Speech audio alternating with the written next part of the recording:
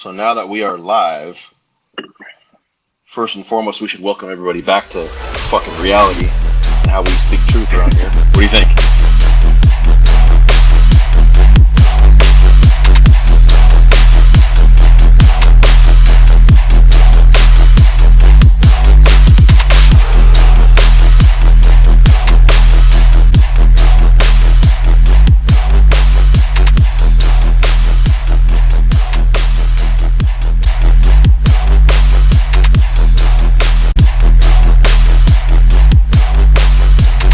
Yeah, and if you didn't check out the first episode, go check out the first episode. Let us know what you think. If anybody's looking to come on, talk some fitness, talk some health, talk some life, we'd love to have you on. Well, the first thing that pops up on my list today, brother, is a couple tragedies that have been turned into something other than what they should be focused on. I'm sure you're aware of the shootings in Sacramento and in New York today. Oh, Sacramento was today? No. Sacramento, I think, was, I don't know, maybe like a week ago. Oh, several really? days ago. Oh, At least, yeah. New York was today, from what I understand. Yeah, I do remember the Sacramento one now. Yeah, I saw some pretty graphic photos and video footage today from the subway in New York. And it's nothing but a tragedy. It's sad to see that kind of stuff happen. But I'll get straight into it because there's no point in beating around the bush here. The quickest and easiest way to stop a bad guy with a gun is a good guy with a gun. A lot of the time, you're going to call the cops. How long is it going to take a cop to get there? On the subways there in New York, you do have, subway police, I want to say, or something of the sort, right? Or police that at least patrol the subways. I believe so. There's some type of, when you get down there and you're in the car, that's the scary thing. It's like when you're in the subway. It's just so tight and compact, and there's not people on that. But like at the stops and shit, there's kind of like a security or maybe police. They got police all over. But still, that's the thing. It's just that's where it's ripe for the pickings, and that's why it's scary. Yeah, I've been in New York a couple times now, and both times the subway that's the main means of transportation in that city. So for somebody to try to cause some kind of shit, that would be the place to go in that city. As unfortunate as it is, you've got two mass shootings on either side of the coast, right? One in Sacramento, one in New York. These are two states with some of the strictest gun laws that we have in our whole country. If you notice, most of these kind of shootings will happen in states that have really strict gun laws. You don't see stuff like this popping off. Not that it can't, but you don't see stuff like this popping off in Texas or open carry states like Missouri, where you're from, right? Tennessee. You don't see this shit happening because, by and large, I think people think twice before they start popping off because they understand that more often than not, these other people that are around them probably are carrying as well. And they've used a firearm before. Right. So it's not like it ain't this. It ain't kill shot. Of Biden, he just did this speech, and he hobbles on over to the side. Basically, he picks this gun up and he says, "See how easy this is to put together." And he looks like he's going to curl over and die. He's sitting there trying to lecture everybody on guns, and then you hear this shit about him saying, "What do you need high-capacity magazines for? Do you think the deer's wearing Kevlar?" What do you think the deer you're hunting wear Kevlar vests? What the hell you need 20 bullets for? What they're thinking of is the military grade where you have, burst and fully automatic and stuff like that. But the AR-15, 100%. My dad's got a AK-47. It's semi-automatic, so 100%. It'd be a great brush gun. That's why when people are like, "Why do you need that?" Like, why do you need a high-powered rifle to shoot from fucking over a mile to kill a deer? Some states are like Iowa. It's only shotgun only, so you have to use a slug. You can't use a regular shotgun. It's not going to kill a deer. It's going to spread out, right? The pellets are. So they have a slug, and so that's the thing is when they're like, "Why do you need an AR?" Well, it's a fucking rifle. It's light. It's a good shot. You can kill a deer real easy. Why do I want a fucking high-powered rifle? It's going to knock my shoulder off. They do the same thing. So the thing is, the high-powered rifle could be used just as dangerously. Like you said, you're in a state where they don't allow you to have weapons. That the bad guys have the weapons. How are you going to defend yourself? The bad guys know you don't have weapons. It's like going into a party. They have a metal detector. The bad guys just wait outside with weapons. You don't have nothing when you're coming out. Easy pickings. The whole Second Amendment was developed. It was created for you, for me, for all of us, the citizens of the United States, to be able to protect yourself against a tyrannical government. That's the whole point of it. Because all the founding fathers that came here, they came from tyrannical governments. They were being governed so much by men with guns that they created this for your protection, for your safety.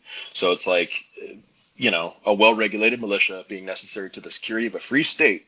The right of the people to keep and bear arms shall not be infringed. From the very beginning, the Second Amendment didn't say you can own any gun you want, as big as you want. You couldn't buy a cannon when, in fact, the Second Amendment passed. Okay, I had a conversation with this one guy in California, and he said he was trying to argue with me. Nobody needs an AR-15. Nobody needs that. You don't need that. Says who? Says you? I said, what are you going to do if something happens? I'll call the cops, man. I'll call the cops. Oh, how fast are the cops going to get there? That's always my thing. The quickest way to stop a bad guy with a gun is a good guy with a gun. It's that simple. This is to be expected when you have states like California and New York. They have these really strict gun laws. Like I said, you don't see that shit popping off in Texas. You don't see that shit popping off in Missouri, right? Not to say it won't, and it doesn't, but you don't see it nearly as much as California and New York. So the AR-15 bullet size is a 5.56 by 45 millimeters. So it's marked as a .223 rim. I mean, so that's the thing is, like, when you look at it, I mean, there's a 50 cal fucking slug for a handgun, like a Desert Eagle, that's huge, but those are sold, those are around. So it's just like it's just their agenda. They got to pick it. What is it? It's a rifle. When they try to call it something. I can't even remember. Biden refers to it as a what do you say? Assault weapon. That's what he refers to them as assault weapons. And he doesn't even know what an AR-15 is. Do you remember when he was talking to those construction workers when he was running for president, and he kind of got in that one guy's face? He was getting in the guy's face, and he was saying, "You think they're going to take your AR-14s away?" The guy doesn't even know what the fuck he's talking about, and obviously in more ways than just about guns. There's another clip I saw where he was telling his wife or something. He was giving the example: if somebody breaks into your house, just go out the back door and fire a couple rounds with a shotgun in the air. Get the fuck out of here, man. We live in a world where shit happens, so the best thing you can do is protect yourself, is arm yourself. Obviously, do it the right way. I'm not advocating for anybody to, purchase shit illegally, but at the same time, for you to try to infringe upon my rights, and I'm a law-abiding citizen with no record whatsoever, you try to tell me that I can't own a certain gun because you think that it's a high-capacity magazine or a assault weapon or machine guns and all this and that. And well, like I said, .223 Remington, smallest bullet. .22 to 250 Remington, bigger. .243 Winchester, bigger. 6 millimeter Creedmoor, bigger. 6.5 Creedmoor, bigger. .270 Winchester, bigger. 7 milliliter .08 Remington, bigger. 7 milliliter. There's another 1, 2, 3, 4, 5, 6, 7, 8, 9, 10, 11 more bullets that are bigger. So, like, that's why AR-15 cannot be classified. It cannot, by definition, be classified as a military grade weapon by any feature on it, because all the features that are present on an AR-15 are also present on other firearms that civilians are allowed to carry. So that's the thing, is why you can't fucking do that. So they're just trying. This is how ignorant they are. They use it as a hunting rifle. It's the smallest fucking round on some of these things. High-powered rifle, 7.4 milliliter. The AR-15 is a 5.56 by 45 millimeter. Right. I said milliliter. Liquid. Go for bodybuilders. For bodybuilders, what do you expect? but that's the thing, is it's a smaller bullet than a high-powered hunting rifle. Oh, it's a death machine. Okay, Sleepy Joe, go back to sleep. So why aren't all those high-powered sniper-style rifles? Why aren't they fucking banned too? That would be why aren't those hunting rifles banned? Right. That's the thing. And if you want to go to the Midwest and try to tell these people you're going to take their weapons, I can tell you they're not. They'll be burying it in their land. They'll be hiding it in the trees. It ain't happening. But if that's the hill that they want to die on, then that's, you're going to get what you want. That's at the end of the day. We all get what we want, man.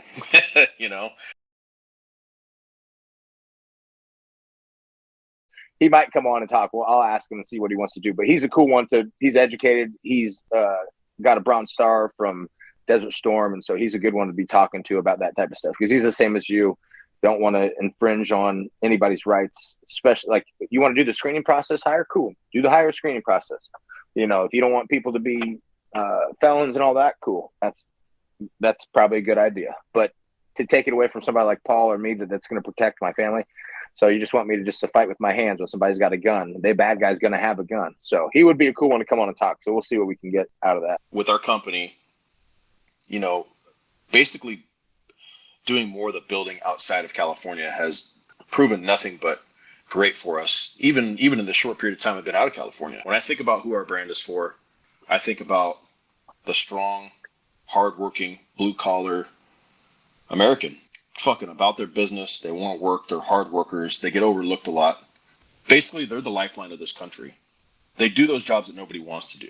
They're in the gym busting their ass every day, even after the 8-hour, 10-hour days at work. We represent that. I mean, dude, I'm from a blue-collar, working-class background. I come from dirt poor. You know what I mean? 100%. And I think one of the other things that I see the brand going for is obviously, strong connection with my family, your friends, my friends, military, first responders, the people that are protecting us and putting their lives on the line every day and risking their lives and their freedoms for our own. And so that's why I want to connect our brand and what we do so much with. And that's why with Ready to Win, our other company, our training company, we give a 50% discount. No ifs, ands, or buts if you're in the military, first responder, police force, anything like that. And so that's one of the things that I really think of when I think of our brand for the Lions. And then it's also the people that think that they're alone. Like if you think you're a lone wolf, like you're not. Like come join up with the Pride. Like we're here for you. If you come work with us and bleed with us and sweat with us, then we're here to grow with you and to show you the direction and be here with you.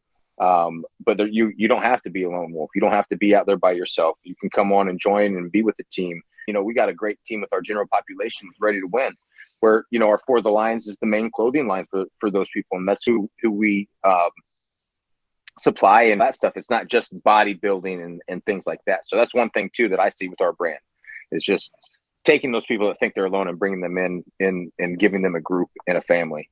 I just had a life coaching call with one of my clients the other day. Young man, he's 19.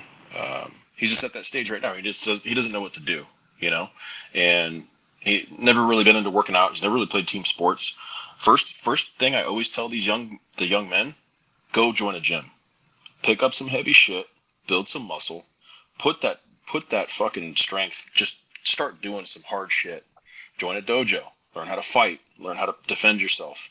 Like these are essential things in my opinion of what it is to be a man. Not that you need to go out fucking people up, but you need to be able to fuck somebody up if need be. You need to have the capability to do that. Hard times create strong men. Strong men create good times. Good times create weak men.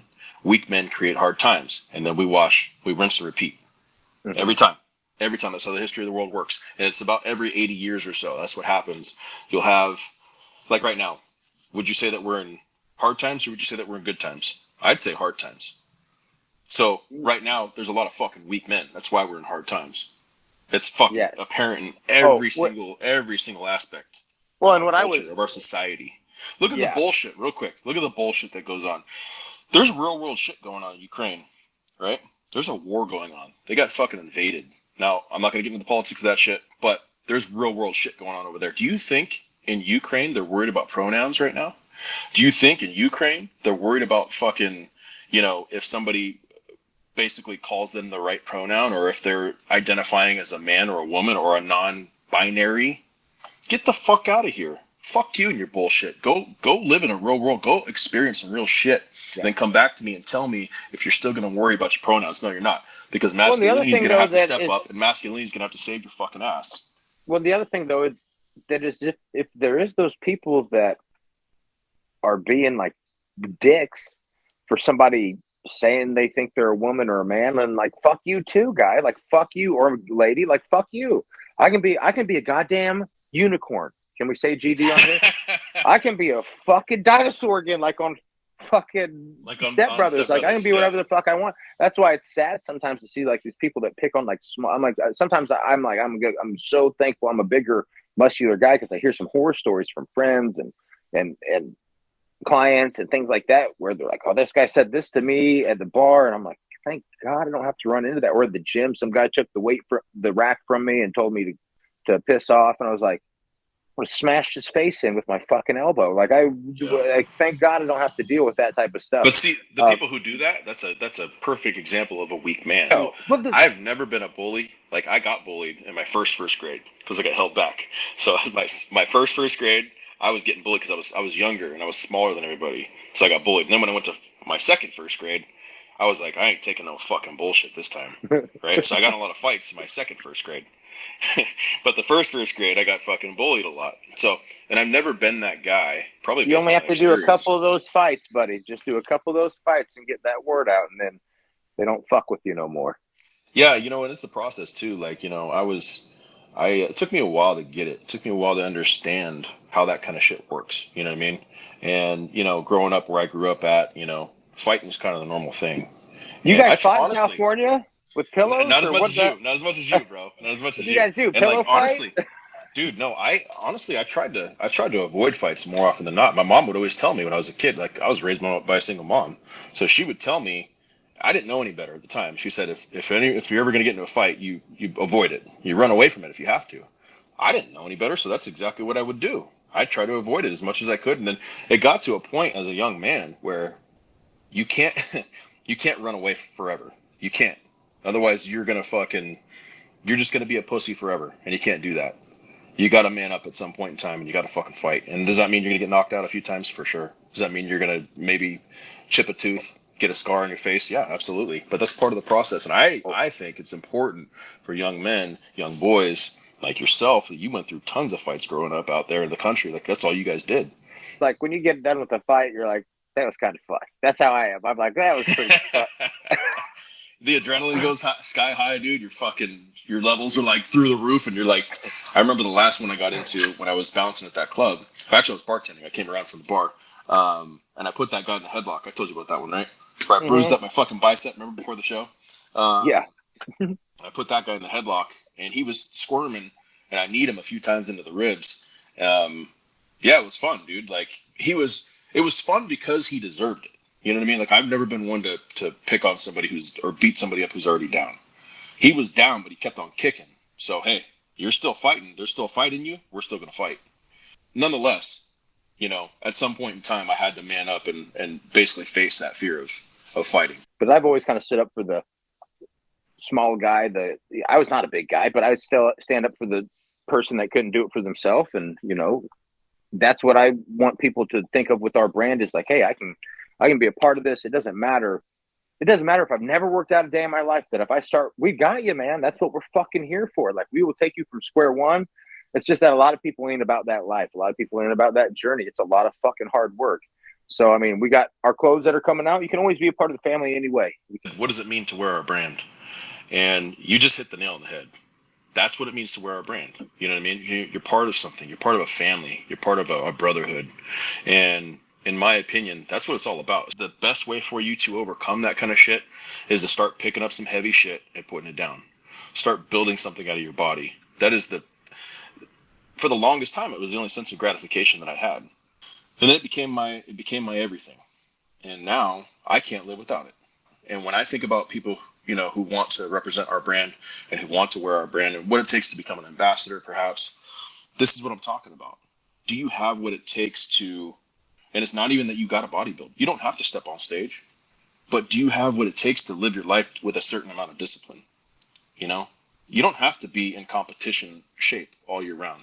I'm not even in competition shape all year round. Neither are you. Thank you guys so much for listening and watching. Thank you for supporting us. Go to forthelions.com. Check out the website. Give us a follow. Check in there regularly. We got awesome products for you guys. Right now, we've got tank tops, cutoffs.